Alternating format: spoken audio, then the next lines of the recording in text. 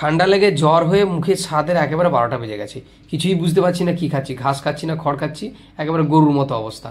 যাই হোক, সেই মুখের স্বাদ ফেরানোর জন্য আজকে বেশ একটা ঝাল ঝাল মুখরোচক একটা রেসিপি বানালাম খুব সহজে। একবার দেখুন, আপনারাও সহজেই বানাতে পারবেন। প্রথমে কড়াইতে একটু সর্ষের তেল দিয়ে একটা শুকনো লঙ্কা ছিঁড়ে দিলাম আর একটা পেঁয়াজকে কুচি করে দিলাম। একটু নাড়াচাড়া করার পরে কয়েক কোয়া রসুন আর একটু আদা আর এর মধ্যে আমি কয়েকটা কাঁচা লঙ্কা দিলাম, ব্যাস। দিয়ে এটাকে দিয়ে একটু নাড়াচাড়া করে ভাজা হয়ে গেলেই এর মধ্যে আমি দিয়ে দিলাম বেশ কিছুটা ধনেপাতা। এখানে প্রায় 100 গ্রাম মতো ধনেপাতাকে আমি ভালো করে ধুয়ে কেটে দিয়েছি। এটাকে বেশ কিছুক্ষণ নাড়াচাড়া করার পরে যখন একটু মজে আসবে তখন এর মধ্যে আরেকটু আমি নুন দেবো। প্রথমে একটু নুন দিয়েছিলাম, আরেকটু নুন দিলাম। নুন দিয়ে একটু নাড়াচাড়া করার পর যখন মোটামুটি একটা এরকম জায়গায় এসে যাবে তখন বন্ধ করে দেবো। তারপর ঠান্ডা করে এটাকে ভালো করে মিক্সিতে পেস্ট করে নেবো। এবার কড়াইটা ধুয়ে নিয়ে সেই কড়াইয়ের মধ্যে আরেকটু তেল দিয়ে অল্প কালো জিরে ফোড়ন দিয়ে তারপরে ওই পেস্টটা দিয়ে দিলাম। পেস্টটা দিয়ে বেশ ভালো করে মিডিয়াম আঁচে নাড়াচাড়া করে করে এটাকে শুকনো করতে হবে।